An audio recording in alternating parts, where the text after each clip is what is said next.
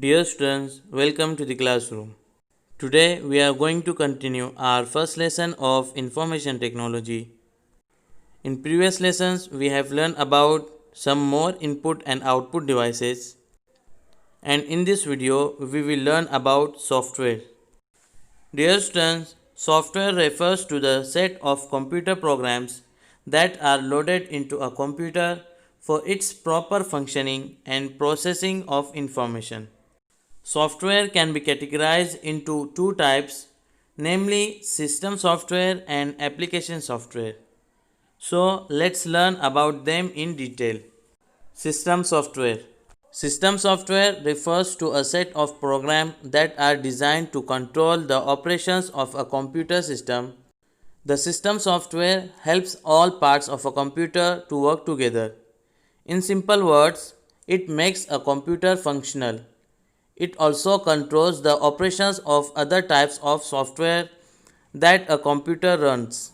Basic functions of the system software are visual display, file management, keyboard input, security management, and many more. The system software can be categorized into operating systems, device drivers, language translators, and system utilities. Operating system. The operating system is a system software that acts as an interface between the computer hardware and the user. It is the first software that is loaded into the computer memory. The operating system controls and organizes the hardware. It interprets the command given by the user and communicates them to the hardware.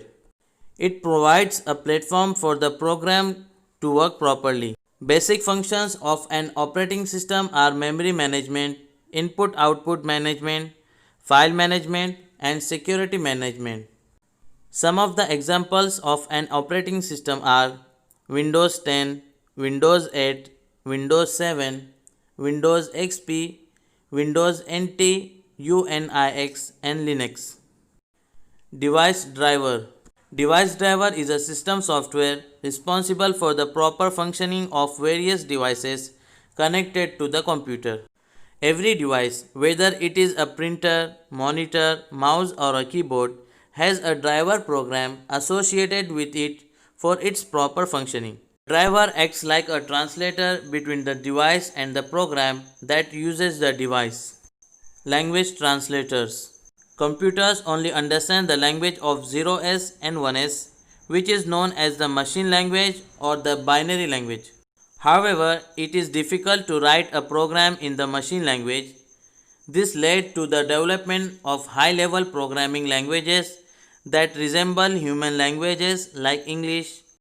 However, programs written in a high-level programming language need to be translated into a machine language code. The tool that performs the translation is called a language translator. The different types of language translators are compiler, interpreter, and assembler. Compiler.